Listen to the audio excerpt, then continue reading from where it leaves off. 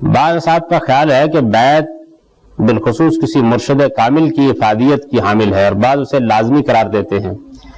اس ضمن میں یہ اصحاب حضور صلی اللہ علیہ وسلم کی مختلف اوقات میں صحابہ سے بیعت لینے کے حکم اور خلفائے راشدین کی بیعت سے استنباط کرتے ہیں۔ اس سلسلے کی وضاحت کر دیں۔ نبی صلی اللہ علیہ وسلم نے لوگوں سے جو بیعت لی ہے پہلے اس کو سمجھ لیجئے کہ کن مواقع پر لی ہے۔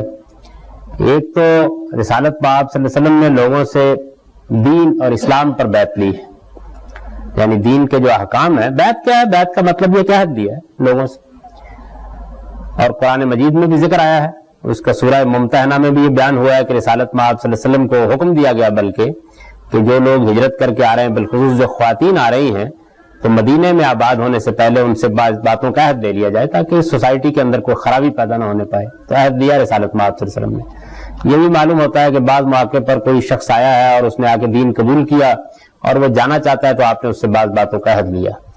تو یہ جو عہد ہے یہ صرف پیغمبر لے سکتا ہے، یعنی میرا یا آپ کا یہ منصب ہی نہیں ہے، ہم سب برابر کی جگہ پر کھڑے ہوتے ہیں۔ ہم میں سے کوئی نہیں ہے کہ جو دوسرے کو کسی عہد کا پابند کرے۔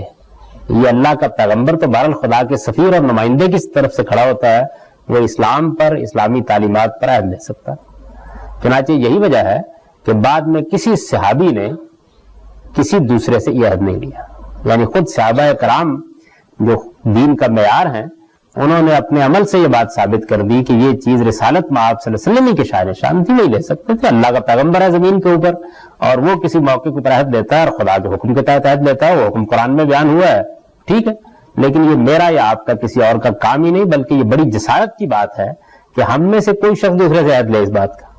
خدا عہد لے اپنے دین کے اوپر، اس کا پیغمبر عہد لے اپنے دین کے اوپر، یہ بات تو ٹھیک ہوئی۔ میں کون ہوتا ہوں؟ مجھے تو خود عہد کرنا ہے، اللہ سے کرنا ہے، اللہ کے پیغمبر سے کرنا ہے۔ ایک بات تو یہ جان لیجئے کہ نبی صلی اللہ علیہ وسلم نے جو اسلام پر یا اسلام کی تعلیمات پر بیعت لی، عہد لیا ہے، وہ آپ کے ساتھ خاص ہے، اس کا یارہ کسی اور کا نہیں ہے، نہ کسی کو اس کی جسارت کرنی چاہیے۔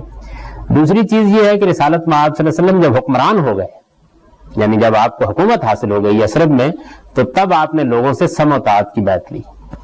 یہ بیعت جو ہے یہ حکمران کی حیثیت سے، پیغمبرانہ حیثیت سے نہیں ہے، چنانچہ آپ کے بعد آپ کے خلفاء نے بھی یہ بیعت لی۔ اب بھی جو ہماری حکومت ہے وہ اسی بیعت پر قائم ہوتی ہے۔ اب یہ آپ یہ دیکھتے ہیں کہ جب ہمارے نمائندے منتخب ہو جاتے ہیں، وہ اسمبلی میں جاتے ہیں تو وہ گویا اس آئین کے ساتھ وفاداری کا عہد کرتے ہیں۔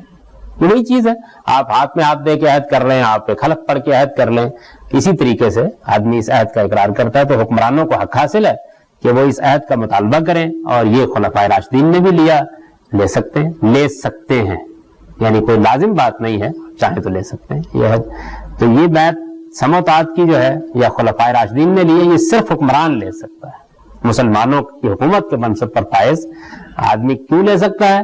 اس لیے کہ قرآن نے اس کو مطاع قرار دیا ہے، اطیعوا اللہ واطیعوا الرسول واولی الامر منکم، اللہ کی اطاعت کرو، اللہ کے پیغمبر کی اطاعت کرو، حکمرانوں کی اطاعت کرو۔ تو حکمران کو اللہ تعالیٰ نے مطاع قرار دیا ہے، یعنی واجب الاطاعت قرار دیا ہے، اس لیے وہ اطاعت کا عہد لے سکتا ہے۔